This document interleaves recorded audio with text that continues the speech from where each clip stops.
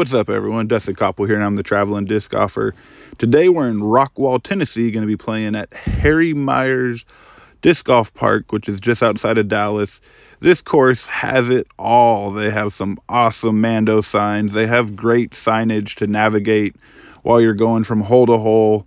Lost disc return at the very end tells you where to pick them up at. Great baskets, but today's giveaway for this video is going to be Razor Claw 2 by Eagle McMahon. All you got to do is like, comment, and make sure you're subscribed to the channel, and we'll be giving this away. So here we go, getting started. Obviously, they did a wonderful job with their signs, but hole 1, par 4, going to end up, starting off in the trees, working your way in the field, and then got to be careful, of course, by that approach shot with the water right behind this basket. But I decided to take the forehand route. I felt like it was a little bit safer, and I wanted to end up in the field looking at it versus trying to throw a hyzer and skipping down, because you are near the hill. So from there, my approach shot, just same thing. I didn't want to skip down the hill or chance going in the water, so I'd rather be on top of the hill, putting down. And I was able to cash that one in for a birdie. So hole 2, you're going to see to where it'll have 3 different, you have 2 different tee pads, and then the basket can either be in the short or gold position, if you will. So some of them are in like the shorter pin location, and then some of them are in the gold location. But I did assume that this one was in the gold because I didn't know that they only had 1 basket.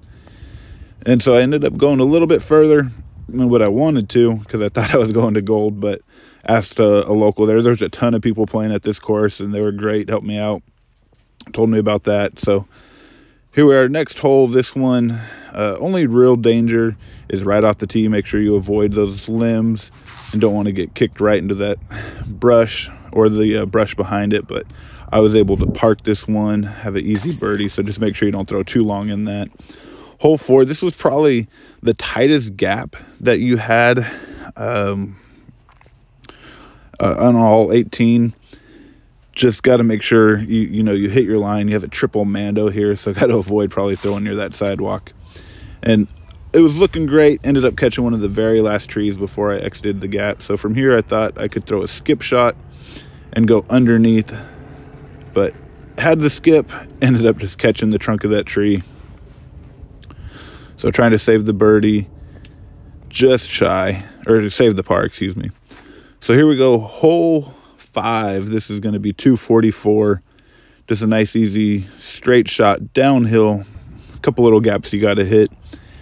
And sometimes you just, you let the disc go early, and ended up catching that little bush right there, but it was able to keep flying, just kicked me off my path a little bit. So didn't really have a good look or good birdie attempt there, just because the limbs were so low on that tree. So hole 6, this one is going to be in the gold position, so a little over 360. Just another pretty fair hole. Just got to watch out for the trees, get it through one of the gaps. And I ended up catching one of the last trees there on the right. I thought I could get through and have a decent skip, but shot me down on that one. So saving another par. So hole 7, this one is 330, and you're going to see this where my disc landed here. I thought I had a leaner there for a second, so throwing my octane here, just throwing it on a hyzer, and as long as you can hit that big gap in the very beginning, you'll be good on this hole. So I was able to get it close. I was very, very happy with that shot. So hole 8, first par 5. Now this is actually where I messed up quite a bit, but on navigating the course, because sometimes when you're playing blind, I originally thought the basket was to the right through that gap, but it was actually to the left. So you're gonna, now you have if you're watching this video and you're playing here for the first time, you have a helpful hint. So I had a good drive, was able to get almost to the perfect landing zone in my opinion. And if I would have thrown a backhand, I would have had a much better look at the basket. But like I said, I thought it was to the right. And then when I got down there, I learned that lesson the hard way. So my birdie putt right there just came up short. Hole number 9, this one you're going to have danger left and right. Pretty fair gap, though, that you have to hit. You do got quite a bit of space. And then it's just going to be a little dog leg right. And from here, I was throwing a crave, have it turn over a little bit, and end up kicking off a rock. So I ended up just a little shy of the landing zone I wanted. Kind of blind if you end up down there. And out of all things, I ended up hitting the bridge on that second shot, and it kicked me right behind the bridge. So I had a small little gap to go kind of underneath the handle of the bridge there and save that for a par. So hole 10, 265. You're going to have 2 gaps on this one. You can either go left or right of these, backhand, sidearm, whatever you feel comfortable throwing. And mine just leaked a little too far right, put a little too much hyzer on that. But had a look at it and just came up a little short. Just right off the top of the band there. So hole 11, par 4, 655. This is a great one. Going to be a demanding shot, keeping something to go straight about 400 feet downhill or so. And then from there, it's going to start to go to the left. I'm throwing my Mayhem, and my Mayhem definitely flips up and will go straight, but I ended up catching one of those early branches and landed right before the landing zone. So if you can get past those trees on the left, that's going to be a better spot for you. So ended up catching another top of the tree, and it shot me down. I was probably about 200 feet on this throw, so throwing my entropy, kind of like a zone, and was able to save the par there. So hole 12, another par 4. This is going to be in the gold position, I believe, 593. So just almost kind of like a horseshoe shaped hole slightly. But want to get out of this initial gap. If you can keep it low and make sure that you get past the tee pads where those lines of tree are. If you can land on the other side, I do believe that's a better landing zone. Just because there you're a little cut off. But was able to save this one for a par as well. All right, so hole 13, 365. So far, I mean, this is, like I said, a great course. I think they do a wonderful job designing the course. It flows really well. The pars are very fair, in my opinion. Plenty of tee pads, great signage, and a ton of people here playing this day. I saw a lot of people playing from the Reds. So, and if you're a beginner or if you're advanced, this is just a great course overall for you. Now, I know Dallas has a ton of courses. This is just the one that I was able to play on my way to Oklahoma that day. But just wanted to stop and finally get in the Dallas area, and I was super impressed with it. So hole 14, pretty straightforward shot. Just throwing something that you're comfortable with.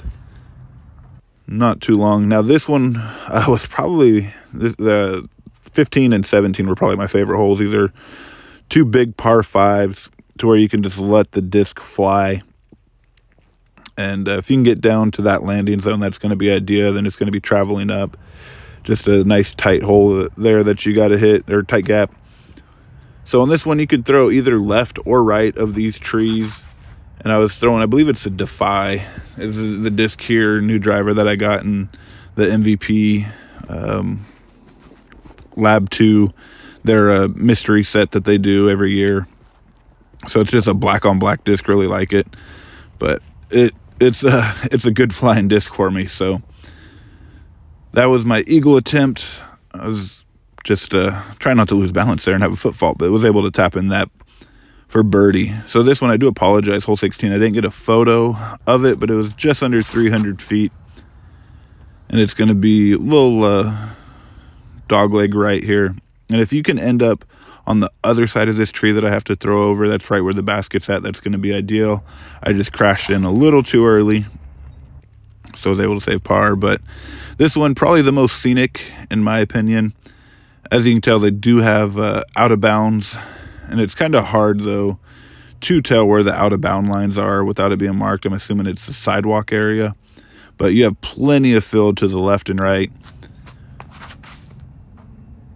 So, and this is just one of those holes to where you just get to have fun and throw the disc as far as you can. Not a ton of danger, but just a really, really long hole. So throwing the driver twice here.